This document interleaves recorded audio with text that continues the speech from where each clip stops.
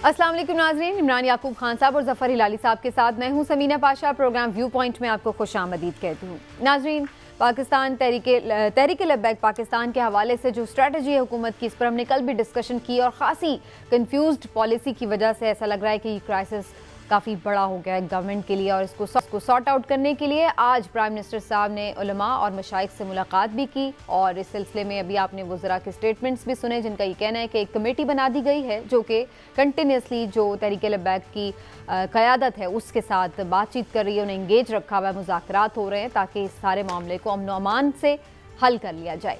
लेकिन जो अंदर की खबरें आ रही हैं, जो प्राइम मिनिस्टर साहब की मीटिंग हुई जिसमें बातचीत हुई, उसमें एक दो चीज़ें ऐसी हैं जिस पे वो बहुत क्लियर थे। वो ये कि उनका ये कहना है कि अगर वो तमाम मुतालबात इस तरह से मान लेंगे तो फिर इससे ये एक तरह की रिवायत डल जाएगी कि कोई भी आएगा और प्रेशर डाल के कोई भी बात मनवाने की कोशिश करेगा, जो कि वो नहीं चाहते कि इस तरह से हुकूमतें ब्लैकमेल हों। और दूसरी चीज़ जो बड़ी इंपॉर्टेंट है वो ये कहते हैं कि जी अमन व अमान के हवाले से इस तरीके से बिल्कुल किसी को ख़तरे में नहीं डाला जा सकता, शहरियों की जान व माल को। फ्रांस के हवाले से उनका मौक़िफ़ यही है कि वहाँ पर हमारी यूरोपीय यूनियन में 10 अरब डॉलर की एक्सपोर्ट है, जो कि अगर हम फ्रांस के साथ ताल्लुकात ख़राब करते हैं या उनके सफ़ीर को निकालते हैं तो इस सूरत हाल से हमें उसमें बिज़नेस में बहुत बड़ा नुकसान होगा और इस वक्त हम पहले ही माशी क्राइसिस में। तो ये सारी सूरत हाल है जो प्राइम मिनिस्टर साहब ने अंदर बातें की हैं, जो ज़राए के तवस्सुत से ख़बरें आई हैं। इसके बाद अब सूरत हाल सॉर्ट आउट कैसे होगी, ये एक बड़ा क्वेश्चन है। क्या करना चाहिए गवर्नमेंट को? ये कमेटी जो अब बनाई गई है आखिर वो क्या कर लेगी? वो कौन से उसके पास मैंडेट हैं, वो कौन से इख्तियारात हैं जिसके तहत वो कुछ बातचीत कर सकती है? क्या कुछ लो का मामला होगा? इसी हवाले से गुफ्तगू करेंगे। पहले इमरान साहब की तरफ आते हुए, इमरान साहब, आपको इस कमेटी से कोई उम्मीद है? बिस्मिल्लाहिर्रहमानिर्रहीम। समीना, ये जो 12 रुकनी कमेटी बनी है ना, पहले तो मैं आपसे अर्ज कर दूं कि इस तरह के मामलात में ये कमेटी कितने रुकनी है ये तादाद मैटर नहीं करती।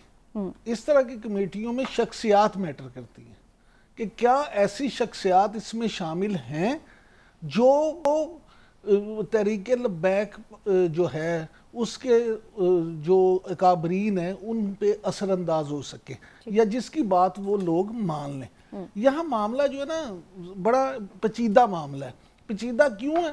पेचीदा इसलिए है कि ये देखें कि पाकिस्तान में अल्हम्दुलिल्लाह ज़्यादा जो बड़ी तादाद है वो सब मुसलमानों की है, अक्सरियत में मुसलमान, इसीलिए पाकिस्तान बना था। अब मामला ये है कि जब मुसलमान हैं तो सब मुसलमान ही आशिक़ रसूल सल्लल्लाहु अलैहि वसल्लम, किसी को इस बात से इनकार ही नहीं है और कोई मुसलमान उस वक्त तक उसका ईमान कामिल ही नहीं हो सकता जब वो सच्चा आशिक़ रसूल सल्लल्लाहु अलैहि वसल्लम ना हो। अब मामला ये है कि इस्लामाबाद की तरफ जो ये लोग चले थे TLP के, वो अपने दिल में खुब्बे रसूल सल्लल्लाहु अलैहि वसल्लम लेके चले थे। उनको तो यही कहा गया था। अब उनको वहाँ रोकने के लिए पहले पुलिस और अब रेंजर्स भी जो उनको रोकने के लिए अपने घरों से निकले हैं वो भी दिल में सच्चे इश्क नबी रखते हैं।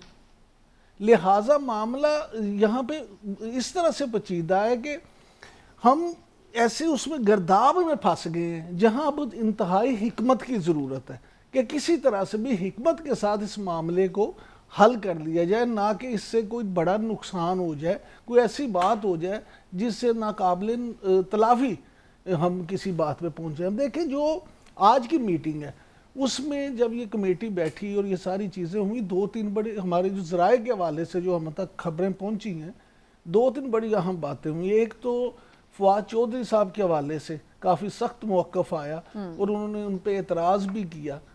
फिर ये भी बात आई मीडिया में कि शायद फवाद चौधरी साहब जो है ना इस पे अपना रिएक्शन देंगे, प्रेस कॉन्फ्रेंस करेंगे, लेकिन उन्होंने भी इंतहाई समझदारी से काम लिया और उन्होंने इस पर कोई रिएक्शन अपना नहीं दिया।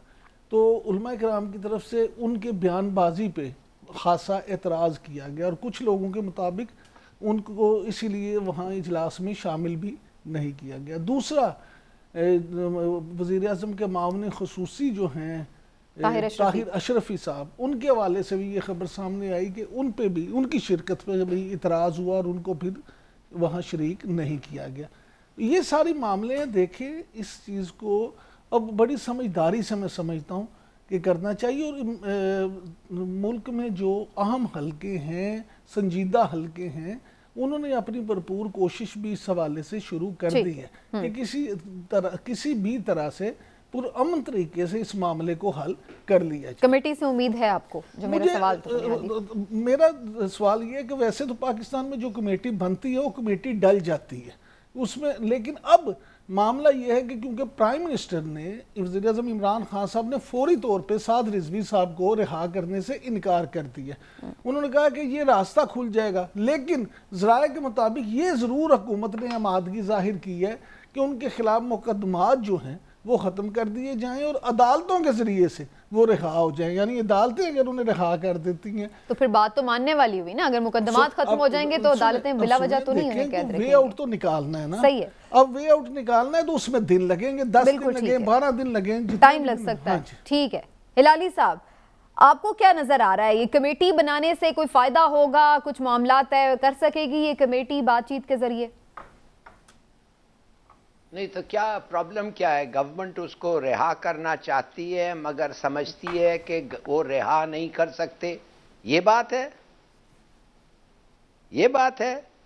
क्या है लाली साहब? नहीं, अगर तो... ये बात है, ठीक है, आप कह रहे हैं कि गवर्नमेंट उसको रिहा करना चाहती है मगर नहीं कर सकती है, ये बात है।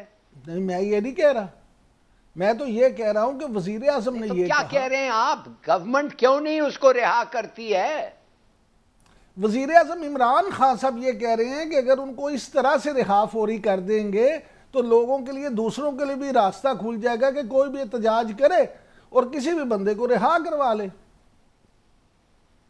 नहीं तो जब सुप्रीम कोर्ट ने कहा, हाई कोर्ट ने उनको रिहा किया था, तो उस वक्त हाई कोर्ट की बात क्यों नहीं मानी और उसको क्यों नहीं रिहा किया? जब उन्होंने वादा किया था एग्रीमेंट में वादा किया था कि करेंगे, बताएं। उन्होंने जाके अपील कर दिया सुप्रीम कोर्ट को। आप क्या कह रहे हैं? देखिए प्लीज अंडरस्टैंड, किसी को कुछ नहीं पता, ये टोटल अटर कंप्लीट कंफ्यूजन। किसी को नहीं पता ये क्या कर रहे हैं। आप समझिए, ये आई मीन 8 महीने पहले ये पार्टी को बैन हो गए थे। आपका काम यह था कि अगर इस पार्टी को आप बैन करना चाहते थे तो बड़ी सीधी बात थी ना, आप चले जाते सुप्रीम कोर्ट, उधर से ऑर्डर दे देते, ये पार्टी बैन हो जाता। वो आपने नहीं किया, वो तो आप जानबूझ के नहीं किया। अब आप कह रहे हैं कि ये ऐसी पार्टी है, मिलिटेंट पार्टी है, ऑलमोस्ट इस पार्टी को टेररिस्ट पार्टी बनाते हैं। जब इलेक्शन का वक्त आया और 22 लाख वोट इन्होंने ले लिया और ज्यादातर नवाज शरीफ से, उस वक्त पीटीआई तो बड़ी खुश होगी इस पार्टी के साथ। कहने की बात यह है, दिस अटर कंफ्यूजन। अभी मैं आपको बताता हूं ये क्या क्या कंफ्यूजन है भाई। ये तो खत्म ही नहीं हो रहा है कंफ्यूजन। ये कह रहे हैं इनको तुम वापस चले जाओ, तुम रुको, मार्च मत करो, उधर ही बैठो। मुझे आज एक हमारे चैनल के प्रोग्राम में पता चला, इससे जो 7 बजे का जो प्रोग्राम है उसमें मुझे ये पता चला कि पता नहीं कितने करोड़ और करोड़ रुपया का टैक्स कलेक्ट नहीं किया जा रहा है, नुकसान हो रहा है, एक्सपोर्ट्स पे तबाही हो रही है, इसलिए कि इन्होंने पूरा पंजाब को बंद करके रखा हुआ है। तो आप कह रहे हैं इनको क्या बैठ जाओ, आगे मत बढ़ो। भाई अगर ये बैठे रहें और पूरा पंजाब कट ऑफ हो जाए तो आपका नुकसान कितना हो रहा है? वो तो आपको समझ नहीं आ रही है क्या कि बैठे रहें वो? अच्छा, वो बैठे रहे किस चीज के लिए? क्या वो रेजोल्यूशन जो आपने वादा किया था पार्लियामेंट में भेजेंगे, क्या आपने उसकी तैयारी की? अपोजिशन से बात किया? बिल्कुल नहीं किया।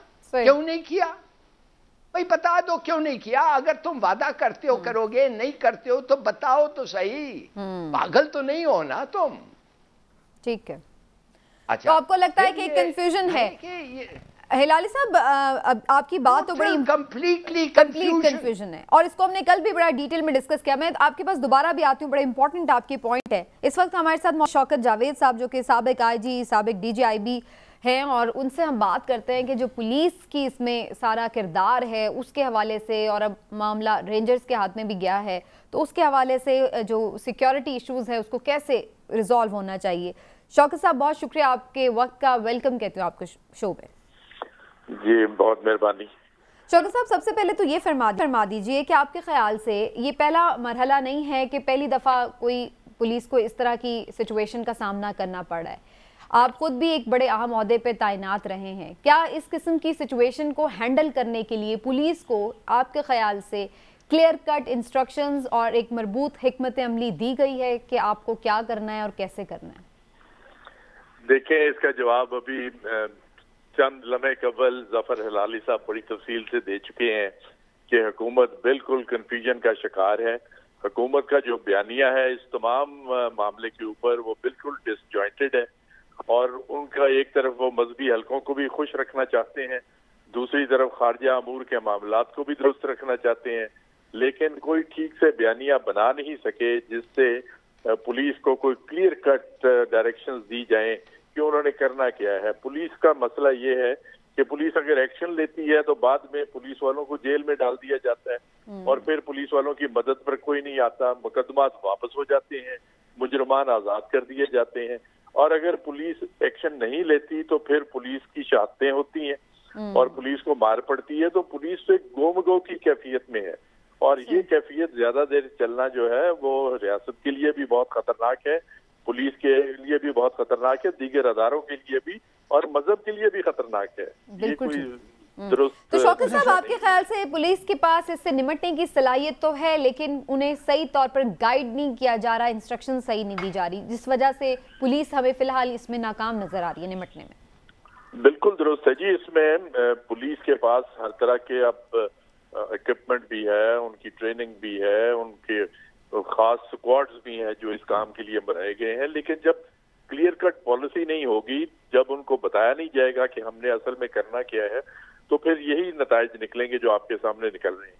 अच्छा शौकत जावेद साहब, आप क्योंकि इजला को में भी पुलिस की सरबराही करते रहे, फिर DIG के तौर पे, फिर IG के तौर पे, फिर IB में भी, तो आपके एक्सपीरियंस जो है उसकी रोशनी में मुझे ये बताएं कि क्या आप नहीं समझते कि सानहा मॉडल टाउन ने वैसे भी पुलिस को कुछ इस तरह के वाकयात में डीमोरलाइज कर दिया हुआ है? उसके बाद, उस वाक़े के बाद पुलिस वाले खुद को इस तरह का एक्शन लेने से खुद भी गरेजा होते हैं। जी इमरान साहब, आप दुरुस्त फरमा रहे हैं। ये सानहा मॉडल टाउन का वाकया जो है वो भी इसी सिलसिले की एक कड़ी है कि वहाँ भी क्लैरिटी नहीं थी और वहाँ भी समझ नहीं आ रही थी कि क्या करना है, जिसकी वजह से फोर्स का एक्सेसिव यूज हो गया। और अब ये सूरत हाल है कि पुलिस वाले 5 लोग शहीद हो गए हैं और अभी तक हम सोच विचार में ही पड़े हुए हैं कि क्या एक्शन लेना है। अभी तक हुकूमत का अपना बयानिया जो है वो मुरतब ही नहीं हो सका। अच्छा, मैं समझता हूँ कि ये जो इशू है, ये इशू तो कोई इस तरह का जिस पर कोई इख्तलाफ किया ही नहीं जा सकता। ये इशू तो ऐसा है कि जिसको हुकूमत ने इंटरनेशनल लेवल पर बड़े अच्छे तरीके से डील किया है, लेकिन अंदरूनी तौर पर वो कोई मुनासिब बयानिया नहीं बना सके जिससे अपने उन लोगों को जो मजहबी तौर पर बहुत चार्ज्ड हैं और वो शायद बहुत ज्यादा अकल सूझ भी नहीं रखते इन मामलात की, उनको एक पॉलिटिकल पार्टी ने जो पहले मजहब का नाम इस्तेमाल कर रही थी और अब वो वायलेंस पर भी उतर आई है, वो उनको आगे उन्होंने लगाया हुआ है। अच्छा शौकत जावेद साहब, ये बताइएगा कि आज ये भी खबर सामने आई है कि वजीर आज़म इमरान खान साहब ने बड़ा डिस्प्लेयर शो किया और नाराज है पंजाब पुलिस से कि पंजाब पुलिस इनको पहले क्यों नहीं रोक सकी, और इस तरह की भी खबरें हैं कि ये ज़रा मामला ठीक हो जाए तो पंजाब पुलिस में शायद एक बार फिर तब्दीलियों की एक लहर आएगी। तो अब जब पंजाब पुलिस को वैसे भी रेंजर्स के अंडर कर दिया गया तो इससे फोर्स डीमोरलाइज मजीद नहीं होगी? बिल्कुल आपने दुरुस्त किया है और मेरा ख्याल में जो वजीर आजम की तरफ से बात आपने बताई है उसमें शायद वो इस तरह का हो कि इशारा सियासी लीडरशिप की तरफ भी हो सकता है कि जब उनको जो सूबाई सियासी लीडरशिप है उनकी तरफ से क्लियर कट पॉलिसी नहीं मिलेगी तो फिर पुलिस का रिस्पांस भी नहीं, उनको नहीं कुछ कहते हैं, वो तो बड़े डियर हैं प्राइम मिनिस्टर साहब के। लेकिन शौकत साहब ये फरमा दीजिएगा कि अब ये मामला रेंजर्स के भी पास चला गया है तो अब ये क्या साइमल्टेनियसली दोनों जो फोर्सेस हैं ये मिलके काम करेंगी, या रेंजर्स आप समझते हैं कि वो बेहतर तौर पर काम कर सकें? क्योंकि अगर मसला पीछे पॉलिसी का है तो वो तो फिर रेंजर्स को भी नहीं मिली होगी कि कैसे डील करना है, तो वो किस तरह से इसको हैंडल कर सकेंगे? देखिए, मैं आपने दुरुस्त निशानदेही की है मसले की। रेंजर्स क्या कर लेगी? क्या रेंजर्स के पास कोई बेहतर असला है या बेहतर एंटी रॉयट इक्विपमेंट है, या उनकी मैन पावर की जो क्वालिटी है वो बेहतर है पुलिस से? इसका जो जवाब है वो नफी में है। और मैं समझता हूँ अगर आप फौज को भी ले आए यहाँ पर तो वो भी कुछ नहीं कर सकती इन हालात में जबकि पॉलिसी क्लियर कट ना हो। और अगर पॉलिसी क्लियर हो और पुलिस को बता दिया जाए कि आपने ये काम करना है, ये जो मसला है ये सिर्फ पुलिस और इंटेलिजेंस ऑपरेशन से हल हो सकता है अगर आपने एक्शन लेना हो। लेकिन एक्शन से पहले अगर आप एक प्रॉपर बयानिया बनाए, एक प्रॉपर अपनी पॉलिसी बनाए, तो उस पॉलिसी पर अमल दरामद करें, तो फिर इस तरह के मसाइल खड़े ही नहीं हो सकते। बिल्कुल ठीक है, बहुत बहुत शुक्रिया आपका शौकत जावेद साहब हमारे साथ मौजूद। आईजी पंजाब और पुलिस की क्या इसमें रोल है, कहाँ पे कन्फ्यूजन है पुलिस को, उसके हवाले से गुफ्तगू। हिलाली साहब वो आपके मौक़िफ़ को भी सपोर्ट कर रहे हैं कि असल में बात कन्फ्यूजन ही की है। अब आप ये फरमा दीजिए कि फिर अब अल्टीमेटली ये भी कन्फ्यूजन दूर कब तक हो जाएगी, क्या लग रहा है आपको? मगर ये कन्फ्यूजन जो है ये दूर नहीं हो सकती। ये इनका दिमाग कन्फ्यूज्ड है, ये कन्फ्यूज्ड माइंड्स हैं। इनको कॉन्ट्रडिक्टरी पॉलिसीज फॉलो करना चाहते हैं और समझते हैं कि एवरीथिंग विल बी हंकी डोरी। नहीं हो सकता। मैं आपको सिर्फ एक चीज बताता हूं, 74 साल से हमें एक प्रॉब्लम रहा है कि ये हम एक इस्लामी जमहूरिया है, ठीक है ना, इस्लामिक रिपब्लिक ऑफ पाकिस्तान, इस्लामी जमहूरिया, डेमोक्रेटिक पाकिस्तान। अरे यार, अगर इस्लामिक जमहूरिया है तो दो किस्म के पार्टीज होते हैं, पॉलिटिकल पार्टीज। हमारे वहां मजहबी पॉलिटिकल पार्टीज भी होते हैं। तो जब अगर मजहबी पॉलिटिकल पार्टीज है और इस्लामी जमहूरिया है तो साथ साथ कहते हैं मगर हम इस्लाम को नहीं इस्तेमाल करेंगे पॉलिटिक्स में। ये कभी हो सकता है? बफोर्स आप इस्लाम को इस्तेमाल कर रहे हैं इसलिए कि आप एक रिलीजियस पार्टी है। अच्छा, अब जब आप आते हैं रिलीजियस पार्टी तो आप अपने जो फिरका है उनके ऊपर आपका ज्यादातर कंट्रोल होता है। ये है बरेलवीज। अब आप 42,000 मदरसाज हैं, कितने बरेलवीज हैं, कितने नॉन बरेलवीज हैं, कोई दूसरा हनफी, इतना शरी, बहुत सारे सेक्ट्स आ जाते हैं, क्या और जो है। तो व्हाट आई एम बिल्कुल तो what I am trying to say is, जब तो क्या करते हैं मुसलमान मुल्क में, क्या किया ईरान ने, और मुसलमान हमारे तारीख में, मुसलमानों की तारीख में क्या है, एक खलीफ होता है। खलीफ क्या होता है? खलीफ रिलीजियस हेड होता है, खलीफ पॉलिटिकल हेड भी होता है। और इस तरीके से मुल्लाओं से के ऊपर और नॉन मुल्लाज के ऊपर उसका कंट्रोल होता है। He is the legal constituted head. तो इस तरीके से वो मुल्क चलाते थे। इस वक्त खलीफ जो बैठा हुआ है ईरान में वो है खमेनी। वो इज द पॉलिटिकल हेड, वो प्रेसिडेंट का भी सरबराह है और मुल्लाओं का भी सरबराह है। आप मेहरबानी से कुछ ऐसी चीज करें कि आपके मदरसे और स्कूल्स का कंट्रोल हुकूमत के पास हो, वो पार्टी जो इलेक्ट होके आती है। और इस किस्म के मार्चेस जो होते हैं, वो जो रिलीजियस मार्चेस होते हैं, जिनको कहा जाता है कि वायलेशन जो इन्होंने किया है, और बहुत बड़ा वायलेशन फ्रेंच ने किया है, ये हर मुसलमान और हर मुसलमान पार्टी को उस जुलूस में शरीक होना था। इसलिए लेकिन वो रियासती सतह पे अगर हो जाएगा, सही है हिलाल साहब, आपका पॉइंट मुझे अंडरस्टैंड जो मैंने किया वो ये कि अगर रियासती सतह पर ये हो जाए तो फिर किसी को पॉलिटिकली कोई अलग ग्रुप को ये सब करने की ना नौबत आए, ना ही उसको but they are using it for politics. ये पॉलिटिक्स के लिए इस्तेमाल कर रहे हैं, ये वोट्स ले रहे हैं उससे, ये गलत बात है। ठीक है। अच्छा इमरान साहब, अब ये मुझे फरमा दीजिए, अगर आप हिलाल साहब को कुछ कमेंट करना चाहें वो भी, लेकिन इसके साथ साथ ये भी हमने देखा कि प्राइम मिनिस्टर साहब के एक खिताब की बात हो रही थी कि नेशन को एड्रेस करेंगे, तो उसके बाद वो मुलतवी भी हो गया, फिलहाल आज तो नहीं हो सका। उसकी क्या वजूहात हो सकती हैं? और फिर ये कि क्या इससे फिर ये अंदाज़ा लगाया जाए कि कुछ कैंपेन ऐसी चल रही है कि जैसे एक कंसेंसस डेवलप करने की कोशिश की जा रही है कि अगर किसी भी तरह का हुकूमत एक्शन लेती है तो अवाम जो है वो हुकूमत को सपोर्ट करे? बिल्कुल ये कैंपेन चल रही है। और दूसरी बात ये कि प्राइम मिनिस्टर ने सीधी सी बात है अपना जो खिताब था इसलिए उसको मनसूख किया या उसमें ताख़ीर की है कि अभी उनके पास कहने के लिए कुछ नहीं है। वो आगे क्या कहेंगे कि हमने कमेटी बना दी है? वो या तो वो तो उस वक्त खिताब करेंगे या वो ये कह दें कि मामला रिजॉल्व हो गया, और या वो आके ये कहेंगे नहीं जी we are going to action.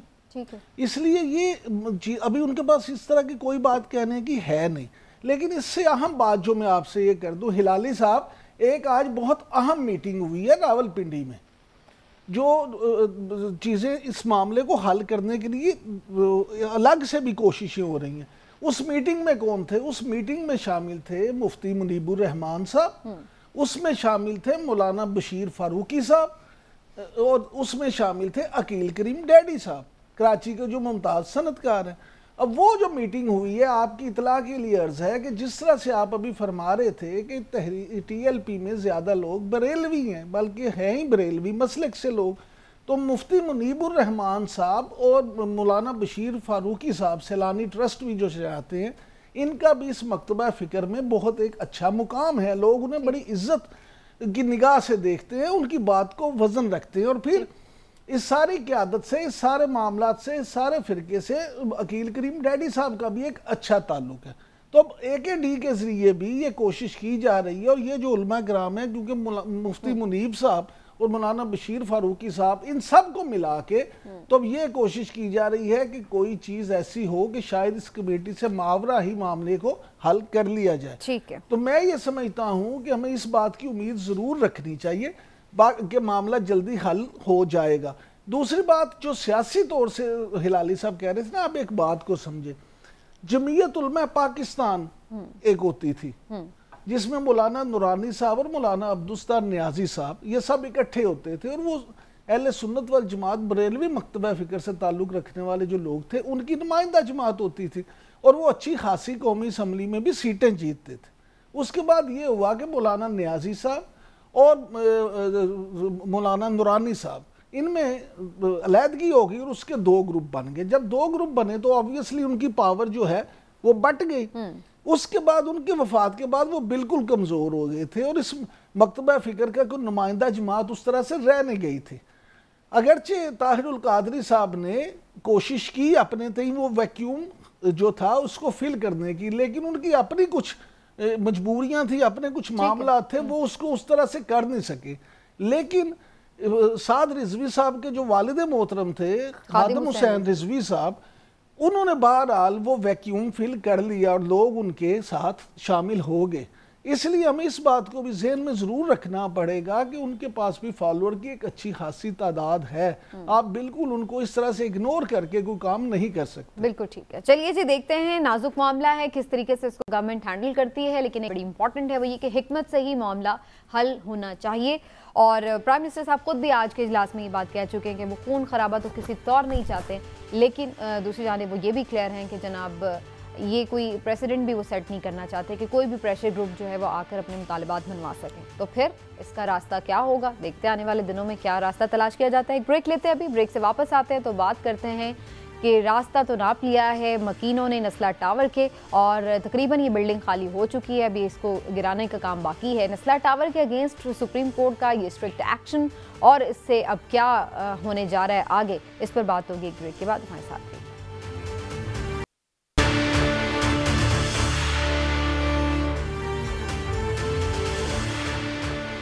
Welcome back नाजरीन। कराची में एक बिल्डिंग है नस्ला टावर के नाम से, और इस पर केस मामला चल रहा था कि जी ये गैर कानूनी बिल्डिंग है। इस पर एक वाज़ेह फैसला भी सुप्रीम कोर्ट ऑफ पाकिस्तान का आ गया। 3 रुकनी ये मोअज़्ज़ज़ जज साहिबान का बेंच था, जिसने जो कि चीफ जस्टिस की सरबराही में था, और इन्होंने 16 जून को ये फैसला दिया था कि ये इलीगल है इमारत और इसको गिराया जाए। और उसके बाद एक टाइम पीरियड भी दिया गया था कि जो मकीन वहाँ पर मौजूद हैं, तकरीबन बताया जा रहा है कि 40 के करीब फैमिलीज़ यहाँ पर रिहाइश पजीर थी जिन्होंने इसको एवैक्यूएट करना था।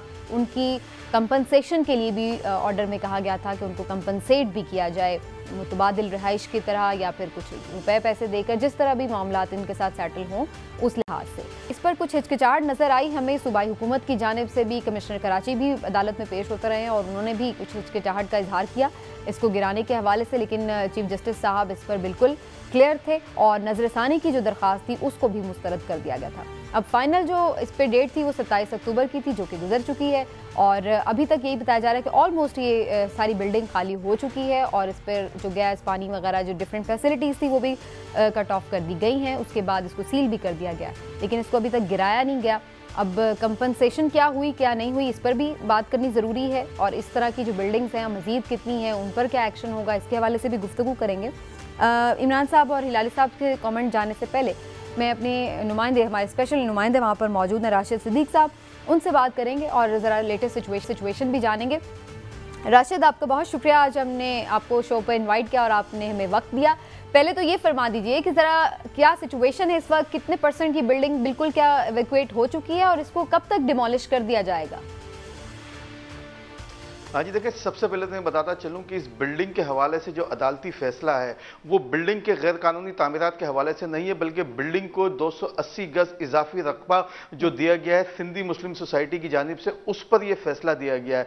लेकिन इस फैसले के हवाले से मोअज़्ज़िज़ अदालत ने जो फैसला दिया है, लेकिन इस फैसले के हवाले से बहुत सी चीज़ें जो हैं वो इबहाम का शिकार हैं, क्योंकि जो मुतासरीन हैं उनकी जानिब से सबसे बड़ा दावा यह किया गया है कि मोअज़्ज़िज़ अदालत ने सिंधी मुस्लिम सोसाइटी जिसके फैसले की बुनियाद पर इस बिल्डिंग को गैर कानूनी करार दिया है उसको 1.5 साल के दौरान कभी नहीं सुना, जबकि इसी दौरान 2021 में ही सिंधी मुस्लिम सोसाइटी जो है उसकी जानिब से मोअज़्ज़िज़ अदालत को जो नासला टावर के वकला हैं उनके जरिए लेटर लिखा गया है कि हमने जो इसको इजाफी रकबा 780 से 280 इजाफी जो गज जगह दी गई है वो कानून के मुताबिक दी गई है। तो ये रिकॉर्ड पर है कि अदालत की जानिब से जो सिंधी मुस्लिम सोसाइटी है जो बेसिकली जिसकी बुनियाद पर यह केस बना है उसको नहीं सुना गया। जो बिल्डिंग के 15 फ्लोर हैं, देखें कानून के तहत जो लैंड अथॉरिटी है उसकी जानिब से सिंध बिल्डिंग कंट्रोल अथॉरिटी को वेरिफिकेशन दी जाती है कि ये जगह बिल्कुल सही है और इसके मालिक जो भी हैं, अब्दुल कादिर जैसे इस बिल्डिंग के मालिक हैं, अब्दुल कादिर इस बिल्डिंग के मालिक हैं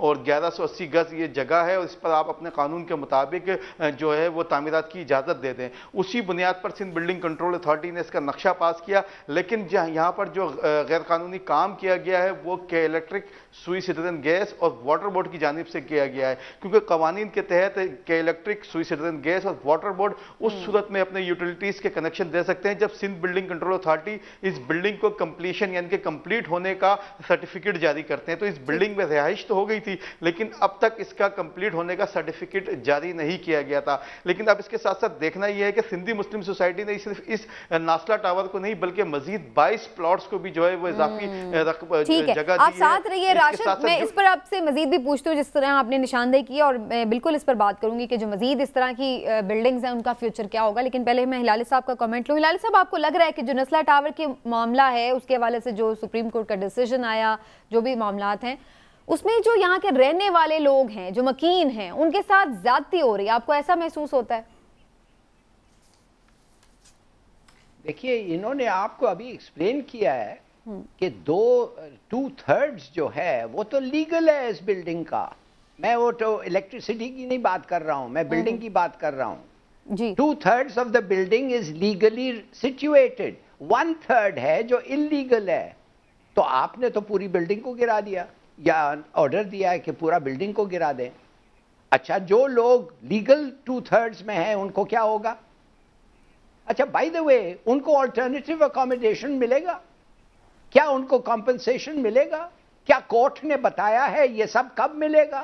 क्या वो लोग नहीं समझते हैं कि हमें ये सब चीजें कब मिलेंगे? मगर इसको छोड़े, आप बात कर रही हैं इलीगल बिल्डिंग कंस्ट्रक्शंस और सुप्रीम कोर्ट डेमोलिशंस। ये कुछ नहीं है नस्ला टावर। 9000 स्क्वायर यार्ड्स जो जिसका नाम है आइकॉन। आप मुझे बताएं, supreme court, chief justice of Pakistan serious हैं, बिल्कुल गुड लैंड स्कैम्स में वो सीरियस हैं। वो कहते हैं मुझे परवाह नहीं कौन इन्वॉल्व है। 9000 गज है, ये तो कुछ नहीं है। नस्ला इतना 9000 गज नहीं है, 6 ये 8000 गज है। इससे बड़ा तो ये है। इससे बड़े स्कैम। हिलाली साहब आगे बात बढ़ाता हूं। बेनजीर शहीद पार्क है, कॉम 3 वो मुकम्मल तौर पे गैर कानूनी है। बिलावल हाउस के बिल्कुल सामने मैंने कोई काम किया है भाई? बात सुनिए आप। राशिद एक सेकंड, राशिद साहब जी, इलाही साहब आप कंप्लीट कर लीजिए। साहब आप बहुत जानते हैं, आप डिटेल्स में जाते हैं, मैं बड़ा बड़ा बताता हूं आपको। बिल्कुल सही आपने कहा, वो भी तो है कॉम 3 जिधर से बेनजीर पाक का कितने हजार गज चोरी करके उधर भी तो बना है, उसके भी तो मालिक हैं। और वो कहेंगे नैब के पास है। भाई सुप्रीम कोर्ट नैब से बड़ा है। मगर जब आप छोटे से छोटे शुरू, काका ये तो भगोड़ा है ना, ये किधर है? कनाडा में बैठा हुआ है, किधर बैठा हुआ है ये इस वक्त? लुक एट दिस यार। और वो जो दूसरे हैं वो तो इस मुल्क में हैं। ऑनेस्टली किस चीज पे हम खुश होते रहते हैं? ठीक है इमरान साहब, आप इस पर क्या वाकई हम ये देखते हैं कि जो इस तरह के मामलात होते हैं उसमें जो छोटे लोग पकड़े जाते हैं उनको तो हम पकड़ लेते हैं? समीना, इस सारे मामले के ना दो पहलू हैं, एक है कानूनी और दूसरा है इंसानी। अगर कानूनी पहलू देखें हम तो ये बात ठीक है कि ये बिल्डिंग जो है अगर 2/3 ठीक है और 1/3 गलत है तो फिर भी अदालत ने ये सही फैसला दिया कि इसको डिमोलिश कर देना चाहिए। कानूनी तौर पे ये फैसला ठीक है, लेकिन इंसानी तौर पे इसका इंसानी पहलू ये है कि क्या जो लोग यहाँ थे उनके लिए एक भयानक अलमिया नहीं है ये? क्योंकि ये जिस लोकेशन पे है सिंधी मुस्लिम में, वहाँ अच्छी खासी कीमत होगी एक फ्लैट की। राशिद, इस बिल्डिंग में क्या कीमत है एक फ्लैट की अंदाजन? देखिए, 2 बेड ड्राइंग लाउंज का जो फ्लैट इस वक्त, जिस वक्त 2013 में इसकी बुकिंग की गई थी उस वक्त 65 लाख का था। नहीं, इस वक्त उसकी कीमत 1 करोड़, इस वक्त 1 करोड़ 20 लाख है। लेकिन कंपनसेशन के हवाले से मैं इमरान साहब एक सेकंड राशिद साहब, अब मुझे ये बताएं कि मैं आपको लिख के दे सकता हूं कि मोर देन 95% लोग यहाँ पे मकीन वो हैं जिन्होंने अपनी जायज कमाई से, किसी ने कमेटी डाल के, किसी ने जमा पूंजी के जरिए कुछ करके ये घर अपने रहने के लिए लिया होगा। अब वो बेचारे तो एक दफा फिर सड़क पे दर हो जाते हैं। दूसरी बात ये कि राशिद अभी अपनी बात में बता रहे थे कि सिर्फ सिंधी मुस्लिम में 22 और ऐसी बिल्डिंग्स हैं। अगर पूरे कराची में आप हिसाब लगाए तो अभी हिलाली साहब जिसकी बात कर रहे थे ना कि भगोरा है, मंजूर कादर जो है काका, जो सिंध बिल्डिंग कंट्रोल अथॉरिटी के सरबराह भी रहे हैं, तो ये उनका जो गठजोड़ था या जो लोग उनके साथ मिली भगत से ये सब हुए हैं काम, वहां पे मेरे ये इनसे तादाद पूछ भी लेते हैं। राशिद, कराची में सैकड़ों की तादाद में तो ऐसी बिल्डिंग जरूर होंगी जो नाजायज तौर पे बनी होंगी, जो इसी तरह से जिसमें अवाम को लूटा गया होगा। तो क्या इस यही पूछ लेते हैं राशिद, हाँ, उनके खिलाफ भी ऐसी कार्रवाई होगी? पहले तो यही बता दें कि आपका इस पे क्या रिकॉर्ड है, क्या कितनी बिल्डिंग्स हैं जो इस तरह से इलीगल हो सकती हैं, और फिर दूसरा ये भी कि जो जिस तरह से और भी कोई एक्शन है अंडरटेकन सुप्रीम कोर्ट ने लिया हुआ? देखिए, गैर कानूनी के हवाले से 2 चीज़ें हैं। जैसे कि नासला टावर और इसके साथ जो सिंधी मुस्लिम सोसाइटी की 22 इमारतें हैं, उसमें जो जगह है वो इजाफी है। उस जगह का तयन करना है कि आया सिंधी मुस्लिम सोसाइटी ये इजाफी जगह अलॉट करने की उसके पास इख्तियार था या नहीं। ये फैसला अभी तक अदालत की जानिब से इसमें भी जो है अभी तक इबहाम है। लेकिन इसके साथ साथ जो गैर कानूनी तामीरात हैं, इस वक्त शहर में तकरीबन 2200 से ज़ायद गैर कानूनी इमारतें ज़ेर तामीर हैं। ये वो फिगर है जो अदालत में सिंध बिल्डिंग कंट्रोल अथॉरिटी की अपनी जानिब से जमा करवाया गया है। और इसका अगर जो सिंध बिल्डिंग कंट्रोल अथॉरिटी के अफसरान को इसमें से माहाना तकरीबन जो मंथली इस पे एक्शन लिया फिर उन्होंने इस पे क्या कहती है सुप्रीम कोर्ट ने? कुछ इस पे ऑर्डर दिया?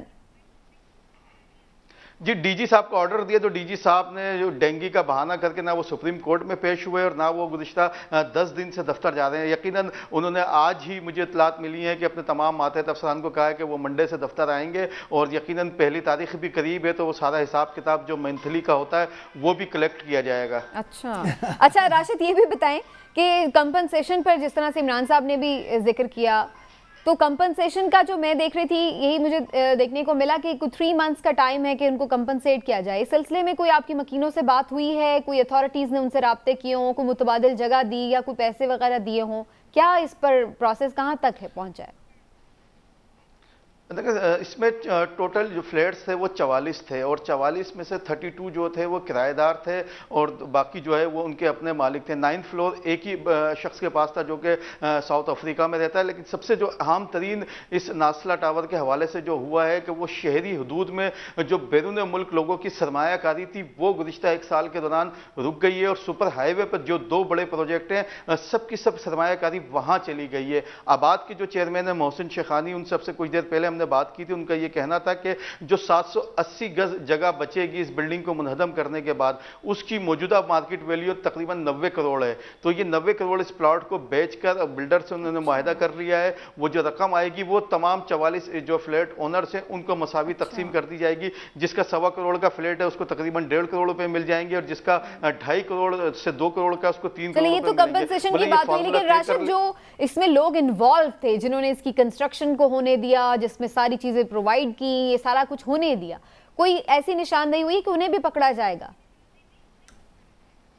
देखिए अदालत ने जो फैसला दिया है उसमें सिर्फ और सिर्फ जमीन की बुनियाद पर दिया है। जो कंस्ट्रक्शन है उस पर कोई फैसला नहीं है, ना ही उस हवाले से लिखा है कि इस बिल्डिंग को जो तामीर किया गया वो गैर कानूनी किया गया है। लेकिन इसके साथ साथ मैं आपको बता दूं कि इसी सुप्रीम कोर्ट में और सिंध हाई कोर्ट में तकरीबन 700 से ज़ायद केसेस ऐसे ज़र अल्तवा हैं जो गैर कानूनी तामीरात के हवाले से हैं और अदालत की जानिब से उन पर स्टे दिया हुआ है, लेकिन उसके बावजूद उन पर तामीरात जो है वो मुसलसल जारी हैं। कॉम 3 की जिस तरह हिलाली साहब ने बात की उस पर भी जो है तकरीबन 5 साल कबल स्टे दिया गया था। उसको कहा गया था कि ऐसे ही जिस हालत में मौजूद है उसको उसी हालत में रखा जाए, लेकिन आज उसमें जो है वो आबादी बाकायदा तेजी से जो है। चलिए राशिद, अब मुझे ब्रेक की तरफ भी जाना है, मुझे जरा लास्टली एक शॉर्ट सा जवाब दे दीजिए, कब तक डिमोलिश हो जाएगी? अब सारी इवैक्यूएट हो गई है। हाँ जी, देखिए लगता यही है कि सिंध हुकूमत शायद इसको डिले करना चाहती है इंसानी जो बुनियाद है उसकी वजह से, क्योंकि अब तक अगर इसको डिमोलिशन करने का सिलसिला शुरू किया जाता तो शायद थोड़ा बहुत 2-3 फ्लोर अब तक जो है मजदूरों के जरिए डिमोलिश किए जा सकते थे। लेकिन लगता यही है कि शायद सिंध हुकूमत या इंतजामिया चीफ जस्टिस के जाने का इंतजार कर रही है कि 4 से 5 महीने जो उनके जाने में रिटायरमेंट के वो गुजर जाए तो उसके बाद। ठीक है, चलिए देखते हैं कि अभी इस मामले पर क्या मजीद होता है। मैं एक चीज कहना चाहता हूं, मैं आपकी तरफ आ रही हूं हिलाली साहब। राशिद आपका शुक्रिया जी। हिलाली साहब लास्ट कमेंट आप कर लीजिए जी। पहले बात तो ये है कि इसके बारे में आज मुजाद अली शाह जाके सुप्रीम कोर्ट के चीफ जस्टिस से मिला है। आपकी गवर्नमेंट और आपकी गवर्नमेंट का शायद मेरे ख्याल में एक मुलाजिम जो भगोड़ा है, जो मैंने लॉ पढ़ा है, वो मैं तो समझता हूँ इट्स बिट स्ट्रेंज, मगर और मैं कुछ नहीं कहूँगा। मगर आप जो सवाल पूछ रही हैं इस छोटे बिल्डिंग के बारे में, खुदा के लिए आप उन बिल्डिंग्स के बारे में पूछें जो बच्चे को पता चला है कि अफगान ड्रग मनी से बने हैं और वो उधर खड़े हुए हैं। कोई बात करेंगे जब ये हम देखें कि इस पे कुछ हो रहा है कि नहीं हो रहा, और इसको बल्कि निशानदेही भी करनी चाहिए ताकि इन चीजों के अगेंस्ट जो है वो बिल्कुल लिया जाए। ठीक है, चलिए जी एक ब्रेक लेते हैं, ब्रेक से वापस आते हैं। इंपॉर्टेंट इशू है जिसके हवाले से बात करनी है। बार बार बात होती है कि जनाब अमेरिका और पाकिस्तान के दरमियान कोई बातचीत चल रही है, कोई मुआहदा होने के करीब है, हो गया है। मुख्तलिफ बातें आती हैं कि जनाब एयर स्पेस पाकिस्तान की अमेरिका यूज़ करना चाहता है। तो उस हवाले से अगरचे प्राइम मिनिस्टर साहब कह चुके हैं एब्सोल्युटली नॉट, लेकिन बीच में अब ये बार बार खबरें आखिर क्यों आ रही हैं, किस हद तक इसमें सच्चाई हो सकती है, इस पर बात होगी ब्रेक के बाद।